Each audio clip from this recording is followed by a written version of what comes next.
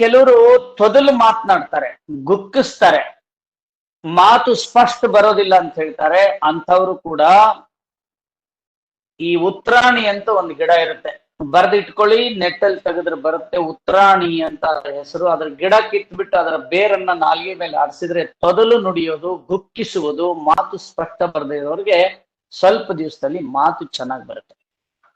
ಇದು ಬಾಯಿಗೆ ಸಂಬಂಧಪಟ್ಟಂತದ್ದು. ಅಡ್ವರ್ಟೈಸ್ ನೋಡ್ತೀವಲ್ಲ ಟಿವಿನಲ್ಲಿ, ಅದು ಅಡ್ವರ್ಟೈಸ್ ನಲ್ಲಿ ತೋರಿಸೋ ಹಲ್ಲುಗಳಿದಾವಲ್ಲ, ಅವು ಸ್ವಂತದ ಹಲ್ಲು ಅಲ್ಲ, ಅದು ಹಾಕೊಂಡಿದ್ದ ಹಲ್ಲು. ಅದನ್ನ ನೋಡಿ ನಾವು ಬಹಳ ಖುಷಿಯಾಗಿ ನಾವು ಪೇಸ್ಟ್ ಬಳಸ್ತೀವಿ. ಇತ್ತೀಚಿನ ದಿನಗಳಲ್ಲಿ ಆಯುರ್ವೇದ ಬಳಸ್ತಾ ಇದ್ದಾರೆ, ತುಂಬಾ ಸಂತೋಷ. ನಾನು ಮನೆ ಮದ್ದು ಹೇಳ್ತೀನಿ ಪೇಸ್ಟ್ ಯಾವುದು ಅಂತ.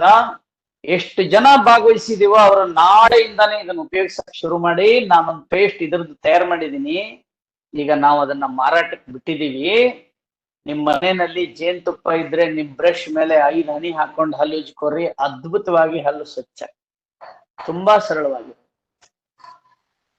ಅಥವಾ ಅದಾಗಲ್ಲ ಅಂದ್ರೆ ನಿಮ್ ಮನೆ ಮುಂದ್ಗಡೆ ತುಳಸಿ ಗಿಡ ಇದ್ರೆ 5 ಎಲೆನ ಬಾಯಲ್ಲಿ ಹಾಕೊಂಡು ತಿಂದ್ಬಿಟ್ಟು ಹಲ್ಲು ಉಜ್ಕೊರಿ, ಜೀವಮಾನ ಹಲ್ಲು ಬೀಳತ್ತೆ.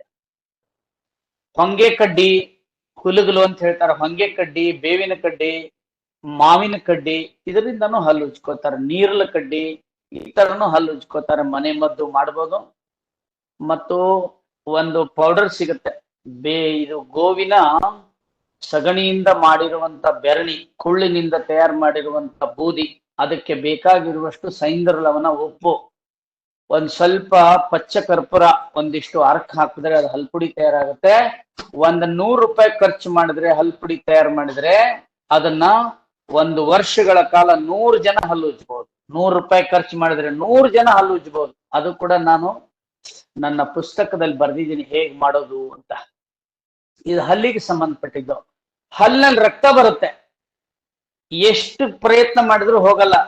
4 ದಿವಸದಲ್ಲಿ ಹಲ್ಲಿನಲ್ಲಿ ರಕ್ತ ಬರೋದು ಕಡಿಮೆ ಆಗುತ್ತೆ. ನಿಮ್ ಮನೆಯಲ್ಲಿ ಶ್ರೀಗಂಧದ ಕೊರಡಿದ್ರೆ ತೆಗೆದ್ಬಿಟ್ಟು ಅದರ ಪೇಸ್ಟ್ ಅನ್ನ ಎಲ್ಲಾ ಒಸಡಿಗೆ ಹಚ್ಕೊರಿ, 10 ನಿಮಿಷ ಹಾಗೆ ಬಿಡ್ರಿ, 4 ದಿವಸದಲ್ಲಿ ರಕ್ತ ಬರೋದು ಕಡಿಮೆ ಆಗುತ್ತೆ. ಹಾಗೇನೆ ಹಲ್ಲು ಸಡಿಲಾಗಿದೆ, ಈ ಚಾ ಕುಡಿತಾರೆ, ಕಾಫಿ ಕುಡಿತಾರೆ, ಅದಾದ್ಮೇಲೆ ತಣ್ಣೀರು ಕುಡಿತಾರೆ, ಹಲ್ಲಿನ ಬೇರು ಸಡ್ಲಾಗಿದೆ, ಹಲ್ಲು ಅಲ್ಲಾಡ್ತಾ ಇದೆ ಕೆಲವ್ರದ್ದು, ಅಂತವ್ರ ಹಲ್ಲು ಗಟ್ಟಿಯಾಗೋ ಔಷಧಿ ಹೇಳ್ತೀನಿ, ಲಕ್ಷ್ಯ ಕೊಟ್ಟು ಕೇಳಿ. ನಮ್ಮ ಮನೇಲೇ ಇರುತ್ತೆ. ದಾಳಿಂಬೆಯ ಹಣ್ಣು ತಗೊಂಡ್ಬರ್ಬೇಕು.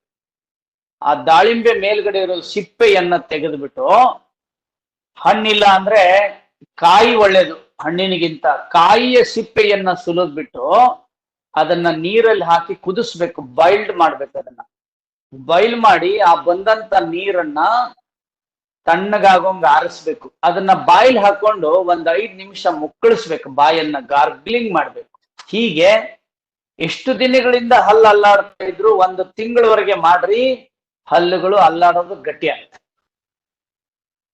ಬಾಯಿಲಿ ಹುಣ್ಣಾದ್ರೂ ಕೂಡ ಗಂಧವನ್ನ ಹಚ್ಚಿದ್ರೆ ಬಾಯಿಲಿರೋ ಹುಣ್ಣು ಮಾಯ್ದು ಹೋಗುತ್ತೆ. ಇದು ಬಾಯಿಗೆ ಸಂಬಂಧಪಟ್ಟಿದ್ದು.